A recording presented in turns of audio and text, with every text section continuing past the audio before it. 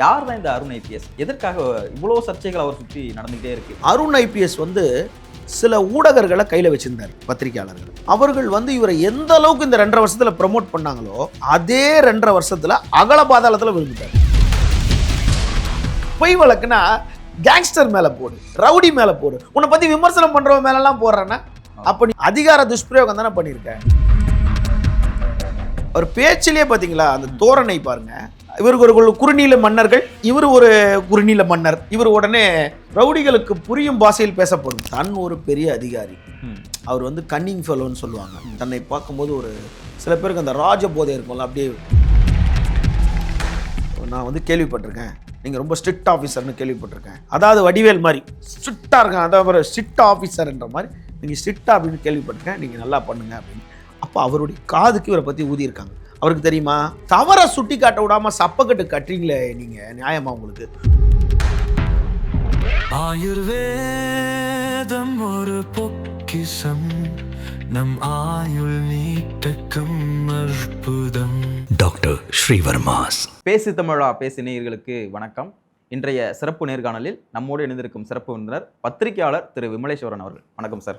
வணக்கம் சார். தமிழக காவல்துறையில் நிறைய ஐபிஎஸ் கேடர் ஆஃபீஸர் இருக்காங்க, நிறைய உயர் அதிகாரிகள் இருக்காங்க. ஆனால் அருண் ஐபிஎஸ் அவர்களை சுற்றி எப்போவுமே ஒரு சர்ச்சையான விஷயங்கள் பேசப்பட்டுகிட்டே இருக்குது. தொடர்ச்சியான செய்திகளில் அவருடைய பேர் வந்துக்கிட்டே இருந்துச்சு. கடந்த 5 ஆண்டுகளில் அவர் பேர் வராத இடமே இல்லைன்னு நினைக்கிறேன்.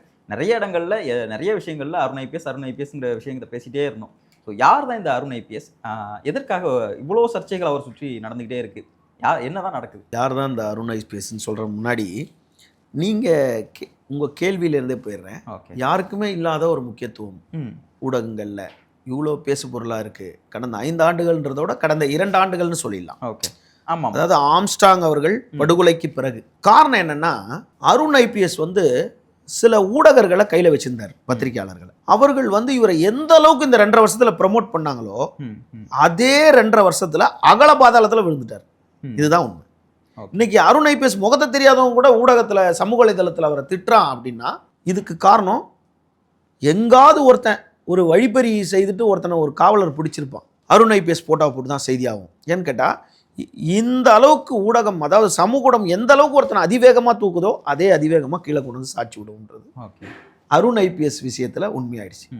யார் அந்த அருண் ஐபிஎஸ் அப்படின்னா, சேலம் மாவட்டத்தில் இருக்க சின்ன திருப்பதியை சேர்ந்தவர். ஓகே. அவர் வந்து அவருடைய சொந்த ஊராக தான். ஆமாம், சேலம் மாவட்டம் சின்ன திருப்பதி. அவர் வந்து 1972ஆம் ஆண்டு பிறந்திருக்காரு. 98 பேட்ச், அதாவது 98 பேட்ச்சு. அவர் வந்து ஒரு ஐபிஎஸ் அதிகாரி, தமிழ்நாடு கேடர். 98ல் அவர் பேட்ச்னா அவர் வந்து 98 செப்டம்பர் மாதம் 7ஆம் தேதி தான் அதில் டியூட்டிக்கு ஜாயின் பண்ணியிருக்காரு. அது டியூட்டிக்கு ஜாயின் பண்ணுறதுக்கு முன்னாடி வந்து ட்ரைனிங் எஸ்ஐயாக இருப்பாங்க. அது வந்து நெல்லையில் இருக்க மானூர் ஸ்டேஷனில் தான் அவர் வந்து சப் இன்ஸ்பெக்டர் ட்ரைனிங்கில் இருந்திருக்காரு. ஓகே. ஒரு ஐபிஎஸ் வந்து எஸ்ஐ ட்ரைனிங். அதுக்கப்புறம் பார்த்தீங்கன்னா சங்கரன் கோயிலில் வந்து இன்ஸ்பெக்டர் ட்ரைனிங்கில் இருந்திருக்காரு. அதன் பிறகு தான் அவர் வந்து என்ன பண்ணுறாரு, ஏஎஸ்பி நாங்குநேரி தூத்துக்குடியில் ஏஎஸ்பியாக இருக்கிறார். அதுக்கப்புறம் டைரெக்டாக பார்த்தீங்கன்னா எஸ்பியாக அவர் வந்துட்டது கரூர் மாவட்டம் எஸ்பியாக வர்றார். ஓகே. கரூர் மாவட்டத்திற்கு பிறகு கன்னியாகுமரி வராரு, அப்புறம் திருப்பூர் வராரு. இது போன்ற இடத்துல அவர் பணிபுரிகிறாரு.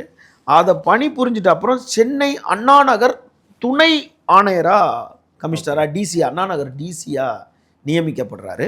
அதன் பிறகு சிபிசிஐடி எஸ்பியாக அவர் நியமிக்கப்படுறார். ஓகே. சென்னையில். அங்கே வந்து என்ன பண்ணுறாங்க, ஒரு வழக்கறிஞர், அவர் வந்து அதிமுகவை சேர்ந்த வழக்கறிஞரா என்ன அப்படின்னு தெரியாது. இது வந்து அதிமுக ஆட்சி காலத்தில் நடந்த சம்பவம். இங்கே வந்து என்ன ஆகுதுன்னா, கே சாமின்ற ஒரு வழக்கறிஞரை அவர் மேலே நடவடிக்கை எடுக்கிறாரு. பொய் வழக்குனா கேங்ஸ்டர் மேலே போடு, ரவுடி மேலே போடு, உன்னை பற்றி விமர்சனம் பண்ணுறவங்க மேலெல்லாம் போடுறேன்னா அப்போ நீ சட்டத்திற்கு அதிகார துஷ்பிரயோகம் தானே பண்ணியிருக்க. நீ ஒரு அதிகார துஷ்பிரயோகம் பண்ணுற அதிகாரின்றது நாங்கள் சொல்லலை. சென்னை உயர்நீதிமன்றத்தில் இருக்க GR Swaminathan bench and Lakshmi Narayanan இவர்களே வர்ணிச்சிருக்காங்க. ஓகேங்களா. இது இல்லாமல் அப்போவே என்ன பண்ணியிருக்காரு, கே சாமின்ற ஒரு வழக்கறிஞர் வந்து ஹியூமன் ரைட்ஸ் கமிஷன் போயிருக்காரு. ஹியூமன் ரைட்ஸ் கமிஷனில் போயிட்டு கே சாமிக்கு ஆதரவாகவும் அருணுக்கு எதிராகவும் அப்போது தீர்ப்பாயிருக்கு ஹியூமன் ரைட்ஸ் கமிஷனில். அது அப்படியே அப்பீலில் இருக்கும். அது என்ன ஆச்சுன்னு தெரியல. அப்படியே இருந்தவொன்னே என்ன ஆகிடு, அதுக்கப்புறம் அதிமுக அரசு ஜெயலலிதா ஆட்சி காலத்தில், ஓகே, அதுக்கு முன்னாடியே இவர் என்ன பண்ணுறாங்க, இவரை வந்து சிவில் சப்ளைஸ் சிஐடி அப்படி தான் இவரை போடுறாங்க. அதிமுக ஆட்சி காலத்தில் டைரெக்டாக லா அண்ட் ஆர்டருக்குள்ளே இவரை கொண்டு வரல. எடப்பாடி ஆட்சி காலம் வந்தவுடனே என்ன பண்ணுறாரு, டிராஃபிக்கு நார்த்தாக வர்றாரு, அடிஷ்னல் டிராஃபிக் நார்த்தாக வர்றாரு, டிராஃபிக் நார்த்து வர்றாரு. அப்படியே கொஞ்ச நாள் அங்கே இருக்கிறாரு. அப்படியே அங்கே இருந்துட்டு தான் வந்து எடப்பாடி ஆட்சி காலம் முடிவுபட்டு திமுக ஆட்சி காலத்தில் அவர் வந்து எப்பயுமே என்ன பண்ணுவாங்க, அந்த அதிகாரிகள் வந்து மறைமுகமாக எல்லா அரசு கூடயும் கொஞ்சம் கான்டாக்டில் இருப்பாங்க. அதில் வந்து இவர் வந்து அருண் ஐபிஎஸ் பொறுத்தளவுக்கு ரொம்ப சாமர்த்தியமான ஆள். அவருக்கு திமுகவை சார்ந்த ஊடகர்கள், திமுக சார்ந்த ஊடகத்தில் கொஞ்சம் நெருக்கமாக இருந்தனால அப்படியே அவர் உள்ளே வந்துட்டார். இந்த அரசியல் கனெக்ட் அப்படிங்கிறது எங்கே தொடங்குது இவருக்கு? சொல்கிறேன், இவரோட அரசியல் கனெக்ட்ன்றது எங்கே தொடங்குதுன்னா 2021 திமுக ஆட்சி காலம் ஸ்டார்ட் ஆகுது, ஆட்சிக்கு வருது. வந்த உடனே எப்பயுமே சென்னை பெருநகரில் வந்து எப்படின்னு கேட்டால் ஒரு கமிஷனர், அது வந்து முன்னாடி வந்து ஐஜி லெவலில் இருந்தவங்க இருந்தாங்க, இப்போ வந்து ஏடிஜிபி லெவல், கிரேட்டர் சென்னையாக மாறினதுக்கப்புறம் ஏடிஜிபி லெவல் தான். அதுக்கு முன்னாடி ஐஜி லெவலில் இருக்கவங்கலாம் வந்து கமிஷனராக இருந்திருக்காங்க, சென்னை கமிஷனர். ஏடிஜிபி லெவலில் வந்ததுக்கப்புறம் கிரேட்டர் சென்னையாக வந்ததுக்கப்புறம் ஏடிஜிபி லெவலில். அப்போ என்ன பண்ணுறாங்க, ஒரு ஏடிஜிபி தலைமையில் இருக்க ஒரு கமிஷனரேட்டில் கீழே வந்து 5 அடிஷ்னல் கமிஷனர்ஸ் இருப்பாங்க, ஓகே, 6 ஜாயிண்ட் கமிஷனர்ஸ் இருப்பாங்க, ஒரு 20 டிப்டி கமிஷனர்ஸ் இருப்பாங்க, ஒரு 47 அசிஸ்டன்ட் கமிஷனர்ஸ் இருப்பாங்க. இப்படி தான் ஒரு கமிஷனரேட் இருக்கும். இப்படி இருக்கும்போது தான் ஒரு ஜாயிண்ட் கமிஷனரோட லிமிட் எவ்வளோ பெருசோ அதை ஒரு கமிஷனரேட்டாக உருவாக்குறாங்க, ஆவடி கமிஷனரேட். இன்னொரு ஜாயிண்ட் கமிஷனரேட்டு கண்ட்ரோலில் இருக்கிறது தாம்பரத்தை வந்து ஒரு கமிஷனரேட்டு உருவாக்குறாங்க. அப்படி ஆவடியும் தாம்பரம் கமிஷனரேட்டாக உருவாக்கும் போது ஆவடியில் வந்து அருணை கமிஷனராக நியமிக்கிறாங்க. ஓகே, அந்த காலகட்டத்தில். அதாவது நான் சொல்கிறது எப்படின்னா, அதுக்கு முன்னாடி அந்த ஏரியாவில் டிசியாக இருந்திருக்காரு அவர், டிசி ஜேசியெல்லாம் இருந்திருக்காரு அவர். பட் வந்து ஆவடி கமிஷனராக வைக்கிறாங்க. அதன் பிறகு டிஎம்கே ஆட்சி வந்தோன்னு டக்குன்னு என்ன பண்ணுறாங்க, லாண்ட் ஆர்டர் ஏடிஜிபியாக வந்து இவரை தூக்கி லாண்ட் ஆர்டர் ஏடிஜிபியாக போடுறாங்க. அப்போ லாண்ட் ஆர்டர் ஏடிஜிபியாக இருந்தவர் வந்து என்ன பண்ணுறாரு, சங்கர் ஐபிஎஸ் வந்து ஆவடி கமிஷனரேட்டாக போகிறாரு.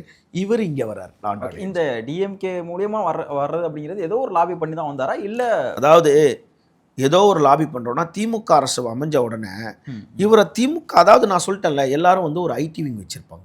ஓகே, எல்லாருமே எல்லா கட்சியினரும் ஒரு ஐடி விங் வச்சுருப்பாங்க.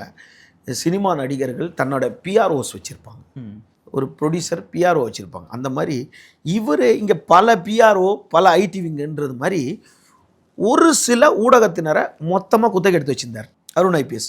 இவர்கள் திமுக ஊடகம் சார்ந்த நபர்கள். அதாவது இவர்கள் என்ன பண்ணிட்டாங்க, அப்படியே கொண்டு போயிடணும். அது எப்படி ப்ரமோட் பண்ணுவாங்கன்னா, சார் அவங்க மிஸ்ஸஸ் வந்து ஐஆர்எஸ் ஆஃபீஸர்ஸ், நம்ம மேலே வந்து டிவிஐ, அங்கே மேலே வந்து இடியில் எந்த பிரச்சனையாக இருந்தாலும் அவங்க மூலிமா நம்மளுக்கு இன்ஃபர்மேஷன். அருண் ஐபிஎஸ் அவருடைய மிஸ்ஸஸ் வந்து ஐஆர்எஸ்ல இருக்காங்க. அதனால ஒரு ஐஆர்எஸ் ஆஃபீஸர்னா ஓகே ஒரு இதுதானே. அப்போ வந்து இவங்க இதில் இருக்காங்க, இடியில் இருக்காங்க, அப்போ இவங்களுக்கு நம்மளுக்கு நிறைய இன்ஃபர்மேஷன்ஸ் கிடைக்கும் அப்படின்னா, இப்போ இவரும் ரொம்ப ரொம்ப ஆனஸ்டானவர்னு சொல்லி பதிய வச்சிட்டாங்க. இவரை பிம்பத்தை உருவாக்கி கமிஷனர் அவ்வளோதான் அப்படின்னா, அப்போது ஒரு சர்ச்சை ஏற்படுது. ஆம்ஸ்டாங் படுகொலை நடக்குது. ஓகே, 2024 ஜூலை மாதம் 5ஆம் தேதியே நடக்குது. நடந்த உடனே என்ன பண்ணுறாங்க, உடனே ஒரு சர்ச்சை கிளம்புது. அப்போது வந்து சில ஊடகர்கள் வந்து அந்த பழைய கமிஷனர்கிட்ட போய், அப்போது இருந்த ரத்தோர்கிட்ட போயிட்டு சில கோரிக்கைகள் வைக்கிறாங்க. அவர் அதெல்லாம் ஏற்றுக்கல, இவங்க சொன்ன கோரிக்கையை அவர் ஏற்றுக்கலை. உடனே என்ன பண்ணுறாங்க, அந்த ஊடகர்கள் இன்றைக்கி திமுக மீட்டிங் நடந்தது, சரிங்க உங்களை தூக்குறாங்கன்னு ரத்தோர்கிட்டே சொல்லிட்டு வந்துட்டாங்க, உங்களை பார்த்துக்கிறேன் அப்படின்ட்டு வந்துட்டாங்க. அப்போ என்ன பண்ணுறாங்க, ஆளுங்கட்சி ஊடக நாளிதழில் இன்றைக்கி கூட்டம் நடந்துச்சு, காவல்துறை கூட்டம் நடந்துச்சு, முதல்வர் காவல்துறையை எச்சரித்தார், அப்படியே முதல்வர் ஸ்டாலின் அப்போ ஸ்டாலின் வந்து அப்படியே ரத்தோரை வந்து பயங்கரமாக திட்டின மாதிரிலாம் ஒரு பிம்பத்தை உருவாக்கி வச்சுக்கிட்டே இருந்தாங்க. காக்கா உட்காந்து பணம் போலாம் விழுந்த கதையாக டக்குன்னு ஆம்ஸ்டாங் படுகொலை நடந்துச்சு பார்த்தீங்களா, இந்த கமிஷனர் தான் இவ்வளோத்துக்கும் காரணம் அப்படின்னு சொல்லிட்டு இவங்களே ஒரு பிம்பத்தை உருவாக்கி அந்த இடத்துல டக்கார்னு 110வது கமிஷனராக அவசரமாக கொண்டு வந்து அருணை உட்கார வச்சாங்க. அருண் வந்து எல்லார்கிட்டையும் எளிமையாக பேசக்கூடிய ஆள் கிடையாது அப்படின்னு. அப்போது நாங்கள் தான் பத்திரிக்கையாளர், எங்களை தவிர வேறு யார் வந்தாலும் நீங்கள் பேசக்கூடாது, அவங்கக்கிட்ட முறைக்கணும் அப்படின்னும் போது என்ன பண்ணுவார், ஆல்ரெடி அவர் கன்னிங் ஃபெலோன்ற மாதிரி எல்லாருமே சொல்கிறாங்க, நம்ம பழகினதில்லை. பட் அப்படியே பார்த்துட்டு அவர் வந்து ஒரு கேள்வியை 2 முறை 3 முறை கேட்கும்போது அவர் பேச்சிலே பார்த்தீங்களா அந்த தோரணை பாருங்கள். இவருக்கு ஒரு குறுநீல மன்னர்கள், இவர் ஒரு குறுநீல மன்னர். இவர் உடனே ரவுடிகளுக்கு புரியும் பாஷையில் பேசப்படும், அது ஒரு இஷ்யூ ஆச்சு. அப்படின்னா என்ன வார்த்தை அப்படின்னு ஹியூமன் ரைட்ஸ் கமிஷன் விசாரிச்சு ஹைகோர்ட்டு கேட்குது. இல்லை, அங்கே வந்து இங்கே தௌலத்தா இன்டர்வியூ கொடுத்துட்டு அங்கே போயிட்டு இல்லை நான் அது வந்து புரியும் பாஷையில் மொழியில் சொன்னேன், அது தமிழ் தான் அது அப்படின்னு ஏதோ சால்ஜாப்லாம் சொல்லி விட்டுட்டு அதுக்கப்புறம் இந்தந்த ரவுடிகள் சென்னைக்குள்ளே வரக்கூடாதுன்னு போட்டார் ஆர்டர். அதில் ஒரு ஆள் வந்து ஹைகோர்ட்லேயே போயிட்டு நாங்கள் எதுக்கு சென்னைக்குள்ளே வரக்கூடாது அந்த ஸ்டேவை உடைச்சார். இவர் எங்கெங்கெல்லாம் குண்டர் சட்டம் போடுறாரோ அங்கெல்லாம் இவர் வந்து இவருக்கு நோஸ் கட் விழுந்துகிட்டே இருந்துச்சு நீதிமன்றத்தில். இவர் பண்ற செயல்பாடு தான் வெளியாச்சு. இவர் பண்ற நோஸ் கட்டை வந்து திமுக ஆட்சி இருக்கும்போது இவருக்கு எதிராக பேசுறதுக்கு பயந்தாங்க. ஏன்னா உடனே ஒரு பொய் வழக்கு, அதாவது ஒரு அதிகாரி, காவல்துறை அதிகாரி ஒரு பாஸ்போர்ட் விவகாரத்தில் மாட்டிக்கிட்டாரு. அது அந்த அருண் ஐபிஎஸ்க்கு தெரிஞ்ச நண்பர் அவர் அப்படின்றனால அந்த பேசின ஒரு பிரபல ஊடகர் யூடியூபர் மீது வந்து குண்டர் சட்டத்தை போட்டாங்க. அந்த குண்டர் சட்டத்தை ரத்து பண்ணாங்க. அந்த மாதிரி இவங்க போட்டது எல்லாத்தையும் இவர் இங்கே மட்டும் ஊடகத்தில் மட்டும் ப்ரொமோட் பண்ணிக்கிட்டே இருந்தார், நீதிமன்றத்தில் மொக்க வாங்கிட்டே இருந்திருக்காரு. கிரைம் ரேட்டிங்கை கண்ட்ரோலில் வச்சிருந்தார். கொலையே நடக்கலையா அருண் ஐபிஎஸ் வந்தோடனே? இல்லை, கொலை நடந்தால் அது ஊடகத்தில் வரலையா, பெருசாக பேசு பொருள் ஆகலையா?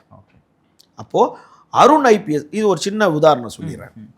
2025 செப்டம்பர் மாதம் 2ஆம் தேதி அருண் ஐபிஎஸ் அதுக்கு முன்னாடி 2024 ஆகஸ்ட்லேயே வந்துடுறாருல, ஆகஸ்ட்லேயே கமிஷனர் ஆயிடுறாருல.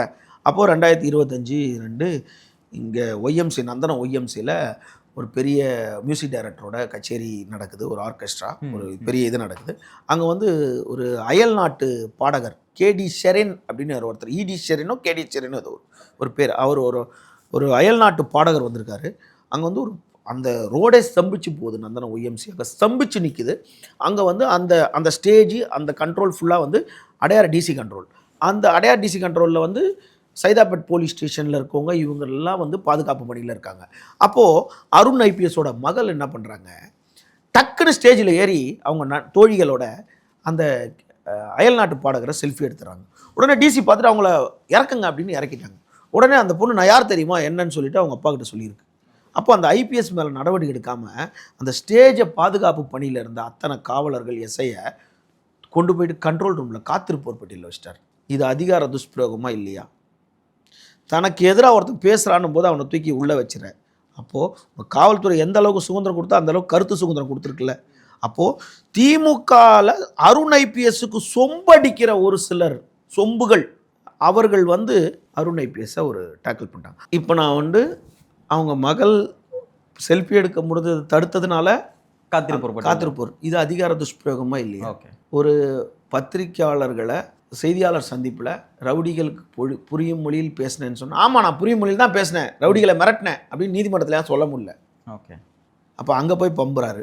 தன் ஒரு பெரிய அதிகாரி, அவர் வந்து கன்னிங் ஃபெலோன்னு சொல்லுவாங்க. தன்னை பார்க்கும்போது ஒரு சில பேருக்கு அந்த ராஜபோதை இருக்கும்ல, அப்படியே நீ கராருன்னு சொல்லு, நீ நேர்மைன்னு சொல்லாது, எல்லார் கையும் எப்போதும் ஓங்கி இருக்காதுன்றதுக்கு சட்டமன்ற தேர்தலே எல்லாரும் மனிதர்களுக்கு வந்து பல விஷயங்களை கற்றுக் கொடுத்துருச்சு எல்லாருக்கும். அப்போது நீங்கள் யார் பின்னாடி ஒளிஞ்சிக்கிட்டு இருந்தீங்க? நீங்கள் ஒரு ஐபிஎஸ் அதிகாரி, நீங்கள் என்ன 12 மாதம் அம்மா வயத்துலேருந்து வந்த, நீ அதே 9 மாதம் 5 நாள் 10 மாதத்துக்குள்ளே வெளியே தள்ளிடும்ல இயற்கை.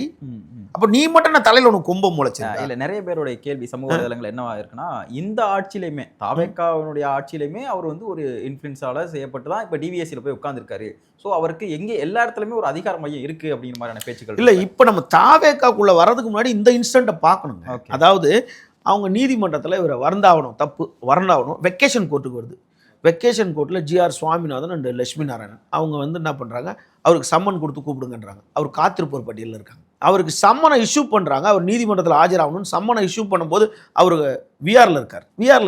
அவர் வந்து ஆஜராகிட்டு வரும்போது டிவிஎஸ்சி டைரக்டராக வர்றார். அப்போது இவர் கோர்ட்டாளி வந்து சம்மன் கொண்டு போய் கொடுக்க போகிறார். ஒரு நீதிமன்ற பணியாளர் போய் கொடுக்கும்போது அவர் 2 மணி நேரம் காக்க வச்சு தான் அந்த வாங்கியிருக்காரு. அதை வந்து அவர் வந்து நீதிமன்றத்தில் சொல்லியிருப்பார், ஐயா அந்த மாதிரி போனால் 2 மணி நேரம் காக்க வச்சார் ஐயான்னு சொன்னோன்னே கொடுக்க சம்மனை இஷ்யூ பண்ண சொல்லும்போது அவர் விஆரில் இருக்கார். ஐபிஎஸ் அவர் நீதிமன்றத்துக்கு வரும்போது டிவிஎஸ்சி டைரக்டராக வர்றார். ஏடிஜிபி டிவிஎஸ்சியோட ஆமாம் ஏடிஜிபியாக வர்றாரு. வந்து நிற்கிறாரு. அவங்க கேட்குறாங்க, நீதிமன்றத்துலேருந்து உங்களுக்கு அழைப்பானை கொடுத்தமிச்சா அதை வாங்கிறதுக்கு நீங்கள் 2 மணி நேரம் ஆக்கியிருக்கீங்க, எதனால், யார் பண்ணது அப்படின்னு கேட்குறாங்க. உடனே அந்த கோர்ட்டாளியை கூப்பிட்டு கேட்குறாங்க, இல்லை அந்த ஸ்டாஃப் பண்ணியிருக்காங்க. அப்போது உங்களுக்கு நீதிமன்றத்தை அவ்வளோ அவமதிக்கிறீங்களா அப்படின்னு சொல்லிட்டு நீங்கள் அவங்க உங்களை யார் காத்திருந்தாங்களோ அவங்க வரணுன்ட்டாங்க கேம்ப் ஆஃபீஸ்லேருந்து. இப்போ அதுக்கு முன்னாடி இந்த கேம்ப் ஆஃபீஸுன்றதுக்கு முன்னாடி ஒரு விஷயம் சொல்லணும். இந்த ஏஎஸ்பியாக இருந்தார் நாங்குநேரியிலன்னு சொன்னேன்ல, அப்போது இவருக்கு ஒரு கேம்ப் கிளார்க் வந்தார். இவருக்கு அந்த கேம்ப் கிளார்க்கு இன்னைக்கு வரைக்கும் தொடர்றாரு. இவருடைய பேரை பெரும்பாலும் வெளியே கெடுத்தது அவர் தான். நம்ம அவர் பேரே சொல்ல வேணாம், இந்த வீடியோவில் அவர் பேரை எல்லாரும் கீழே போடுவாங்க. அதாவது அருண் ஐபிஎஸ் அவர்களுடைய பேரை வச்சு இவர் இன்ஃப்ளூயன்ஸ் பண்ணி நிறைய வேலைகள் பண்ணியிருக்காரு. நிறைய வேலை. அது எப்படிங்க சாமி வரம் கொடுக்காம பூசாரி இதுன்ற மாதிரி ஒரு கதைன்ற மாதிரி, ஊசி இடம் கொடுத்தா தானே நூல் நுழையுன்ற மாதிரி அந்த கேம்ப் கிளார்க் வந்து ஏடிஜிபி, இவர் ஏடிஜிபியாக இருக்கும்போது அந்த கேம்ப் கிளார்க்கு இப்போ கமிஷனர்னா சென்னைக்கு மட்டும், ஆமாம், ஏடிஜிபினா த்ரோடு தமிழ்நாடு. அப்போ எவ்வளோ பேர் கருணை மனு, எவ்வளோ டிரான்ஸ்ஃபர்ஸ், எவ்வளோ பிரச்சனை, எவ்வளோ விஷயம் வரும். அப்போது அவரை தான் அணுகணும். ஒரு முறை நான் ஒரு 2 வருஷம் முன்னாடி ஒரு ஊடகத்தில் அதை அவரை பற்றி பேசிட்டேன்ட்டு அன்றைக்கி நைட்டே எனக்கு த்ரெட் பண்ணுறான், உன்னை விடமாட்டேன் அப்படி இப்படின்லாம் இவனை ஃபோன் பண்ணி மிரட்டினாடே. நாங்குநேரிலேருந்து வந்துட்டோன்னா இந்த சென்னையிலே பிறந்து வந்திருக்கோம், உன்னையும் பார்ப்போம், உனக்கு அப்புறம் வர கேம்ப் கிளார்க்கையும் பார்ப்போம், அதுக்கப்புறம் வர ஐபிஎஸ்ஸையும் பார்ப்போம், நாங்கள் பார்த்துட்டு தான் இருக்கோம். அந்த கேம்ப் கிளார்க்கு அப்பத்துலேருந்து இருக்கிறார். இதில் இங்கே டிவிஎஸ்சியில் இருக்கவங்க இவங்க 2 ஹவர் காக்க வச்சிட்டாங்க. அவங்க வர வரைக்கும் அவங்க வரட்டும், நீங்கள் வெயிட் பண்ணுங்கள், அடுத்த கேஸ் போங்கன்ட்டார். ஓகே, உடனே நோ அடுத்த கேஸ் எடுக்க நோ அவங்க வரட்டும்ட்டார் ஜட்ஜ். உடனே அவங்க வர வரைக்கும் ஒரு கார்லேயே வெயிட் பண்ணிக்கிட்டு இருக்காரு. காரில் வெயிட் பண்ணுறாரு. அதாவது ஒரு படத்தில் சொல்லுவாங்கள்ல விவேக், அசிங்கப்பட்டான் அப்படின்ற மாதிரி இதுதான் அங்கே நடந்துச்சு. அதாவது சட்டம் அனைவருக்கும் சமமானது. அது கூட இவங்களே ஒரு வக்கீலை வச்சு நீதிபதிகள் பண்ணது தப்புன்றதெல்லாம் சொன்னாங்க. எவரெஸ்ட் பவர் நீதிமன்றத்துக்கு இருக்கா இல்லையா? அப்போ அவங்க தப்புன்னா அதை ஏற்றுக்கணும், அவ்வளோதான். டிஜிபியை நீ கமிஷனராக உட்கார வச்சோன்னா நீ போடுற சட்டம் தான் எல்லாம் ஏற்றுக்கிறாங்கல்ல, தப்பானா கூட ஏற்றுக்கிறாங்கல்ல. அப்போ நீதிபதிகள் ஏழைகளின் கடவுள்கள், அவர் தான். உன்னை ஏற்று பேசினா நீ ஒரு வழக்கு போட்டேன்னா ஒரு நீதிபதி என்ன ரிமாண்ட் பண்ணார்னா இன்னொரு நீதிபதி எனக்கு பெயில் கொடுக்க போகிறாங்க. அப்போ ஏழைகளுக்கு கடைசி கடவுள் வந்து நீதிபதிகள் தானே. உட்கார வச்சிட்டாங்க, மொக்க வாங்கிட்டார். இதான் கரெக்டு. மொக்க வாங்கிட்டு திரும்ப அவங்க வந்தவுடனே அடுத்த கேஸ் எடுத்துட்டு நீங்கள் பண்ணது தப்பு, அதுக்கு தான் உங்களை நிற்க வச்சது, அடுத்து நாங்கள் சொல்கிறோன்னு சொல்லி அமுச்சிட்டாங்க. அமுச்சு விட்டுட்டு வெள்ளிக்கிழமை நைட்டு வந்து ஜட்ஜ்மெண்ட்டை ரிலீஸ் பண்ணிட்டாங்க. வெள்ளிக்கிழமை நைட்டு இந்த வாரம் அவர் போட்ட குண்டர் சட்டம் ரத்து செய்யப்படுது, அது அதிகார துஷ்பிரயோகம் தான். இந்த ஜூலியஸ் சீசரெல்லாம் கொண்டு வந்துட்டாங்க. 18 பக்கம் உத்தரவு. இந்த 18 பக்கம் உத்தரவை எந்த பத்திரிகையிலையும் பெருசாக போடல. சொல்கிறாங்க நீங்கள் எப்படி அந்த இடத்துக்கு வரலாம், அதுக்கு இவர் அங்கே விளக்கம் தர்றாரு எங்கள் கோர்ட்டில்.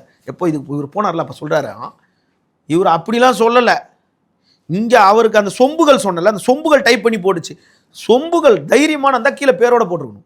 அருண் ஐபிஎஸ் போட்டாருன்னு அவர் ட்விட்டரில் போட்டிருக்கணும், இல்லை ஏதாவது ஒன்று போட்டிருக்கணும். அவர் சொல்லியிருக்காரு, நான் வந்து நேர்மையாக இருக்கேன் 28 வருஷமா. அதாவது அவர் என்ன சொல்கிறாரு, 28 ஆண்டுகள் நான் பணியில் இருக்கேன், என்னோட சர்வீஸ் ட்ராக் எடுத்துப்பாங்க. நான் பலர் வந்து பல தவறுகள் செய்தவர்களை நான் வந்து நடவடிக்கை எடுத்திருக்கேன். அவர்கள் இன்னைக்கு சமூக ஊடகத்தில் ஒரு யூடியூப் மூலியமாக சமூக ஊடகத்தில் என்னை வந்து அலிகேஷன் பண்ணுறாங்க. ஆனால் இதுக்கு பின்னால் பார்த்தீங்கன்னா அவர்கள் வந்து நான் ஒழுங்காக நடவடிக்கை எடுத்ததன் காரணமாக தான் இருக்கிறாங்க. இதுக்கு வந்து எனக்கு வந்து சமூக ஊடகத்தில் நான் என்னை பரப்புகிறவங்களுக்கு வந்து நான் எப்படி நடவடிக்கை, அவங்க கேட்குறாங்க உங்களை பற்றி என் சமூக ஊடகத்தில் இப்படி வந்துக்கிட்டு இருக்கு அப்படின்னு கேட்கும்போது அவருக்கு பதில் தராரு, நான் அந்த மாதிரி சொல்கிறேன் அப்படின்னு வாய்மொழியாக சொல்கிறாங்க. நான் அவ்வளோ நடவடிக்கை எடுத்தேன், அதனோட காழ்ப்புணர்ச்சியில் என்னை இந்த மாதிரி போடுறாங்க அப்படின்னாங்க. அதுக்கு இந்த சொம்புகள் போட்டிருந்தான் பாருங்க, ஏமாற்றுக்காரர்களும் மோசடியாளர்களும் அயோக்கியர்களும் குற்றவாளிகளும் தான் வந்து அருண் ஐபிஎஸை பற்றி எழுதுவாங்களாம். அப்போ புகழ்ந்து எழுதுற நீ அக்யூஸ்டு தானே. யார் தான் அந்த பத்திரிகையாளர்கள்? காலம் வெளியே தெரியும். ஓகே, காலம் தெரியும். இதில் 2வது அதிகார துஷ்பிரயோகத்தை சொல்கிறேன். சென்னை பத்திரிகையாளர் மன்றம்னு ஒன்று இருக்குது. ஆமாம், சென்னை பத்திரிகையாளர் மன்றம் 25 ஆண்டுகளாக தனிநபர் கட்டுப்பாட்டில் இருந்துச்சு.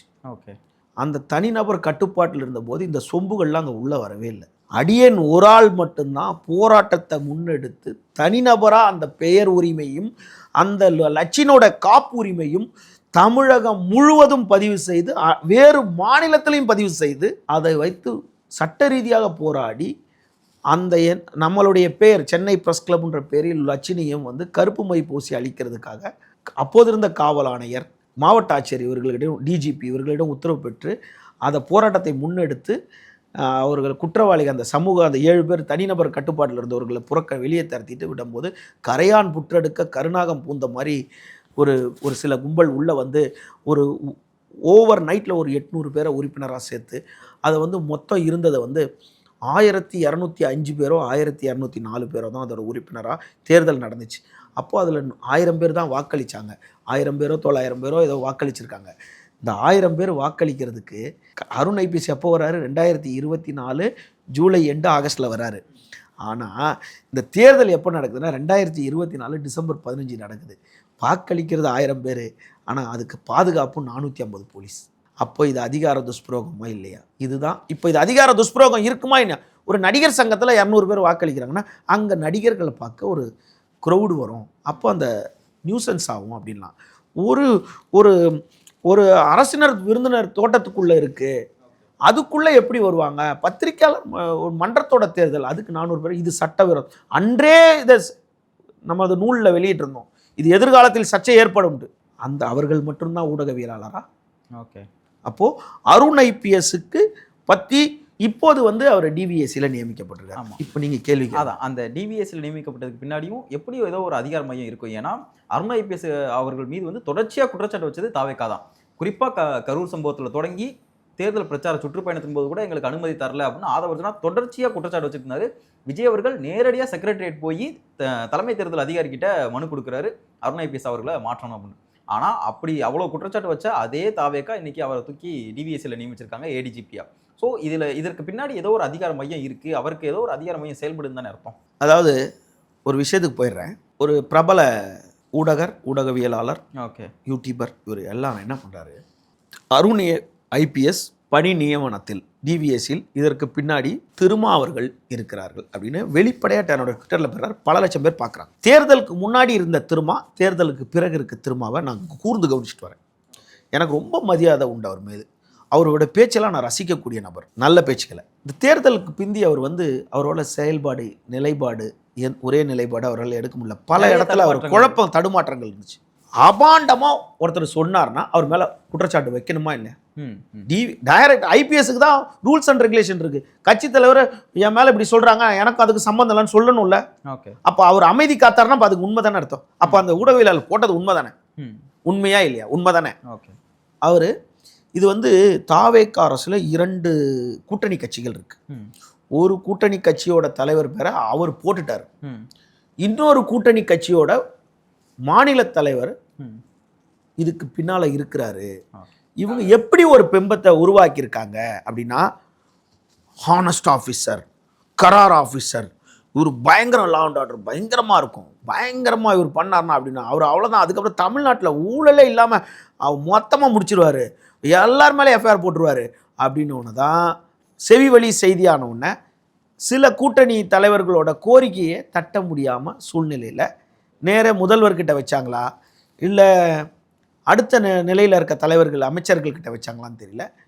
முதல்வரே என்ன சொன்னாராம், உங்களோட இதை பற்றி நான் வந்து கேள்விப்பட்டிருக்கேன், நீங்கள் ரொம்ப ஸ்ட்ரிக்ட் ஆஃபீஸர்னு கேள்விப்பட்டிருக்கேன், நீங்கள் ஸ்ட்ரிக்டாக அப்படின்னு கேள்விப்பட்டிருக்கேன், நீங்கள் நல்லா பண்ணுங்க அப்படின்னு. அப்போ அவருடைய காதுக்கு இவரை பற்றி ஊதியிருக்காங்க. அவருக்கு தெரியுமா? அவர் உடனே போட்டார்.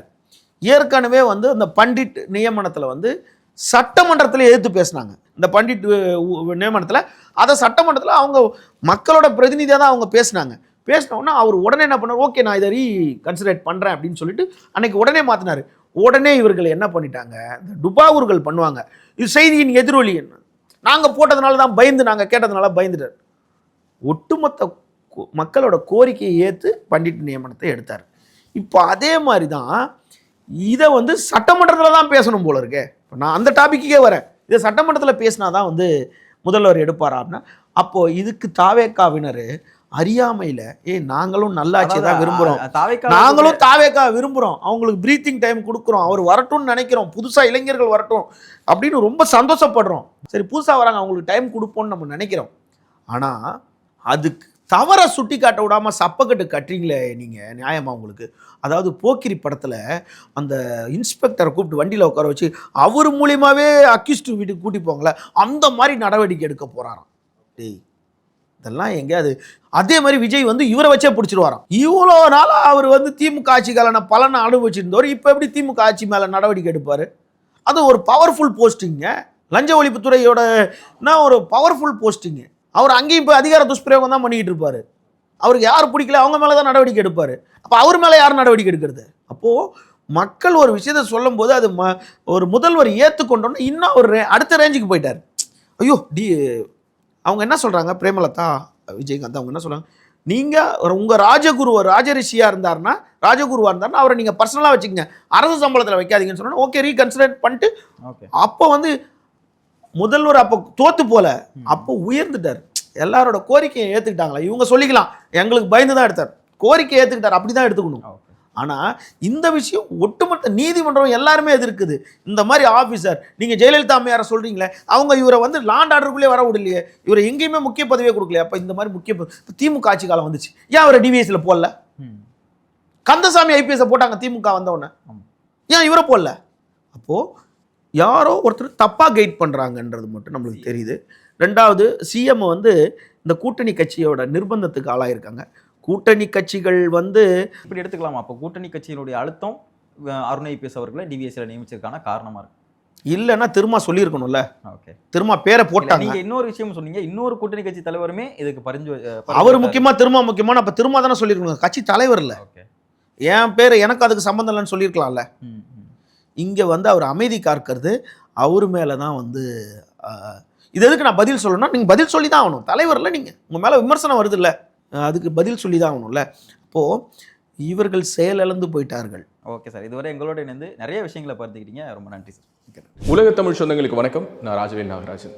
பேசு தமிழா பேசு வலையொலியுடைய வளர்ச்சிக்கு நீங்களும் உறுதுணையாக இருக்கணும்னு நினச்சிங்கன்னா இந்த வீடியோடைய டிஸ்கிரிப்ஷனில் இருக்கக்கூடிய ரேசர் பே லிங்கை கிளிக் பண்ணுங்கள். அந்த லிங்க்கில் போயிட்டு உங்களுக்கு விருப்பமான தொகையை பேசு தமிழா பேசுவனுடைய வளர்ச்சிக்கு உங்களுடைய பங்களிப்பாக நீங்கள் கொடுக்கலாம். நன்றி, வணக்கம்.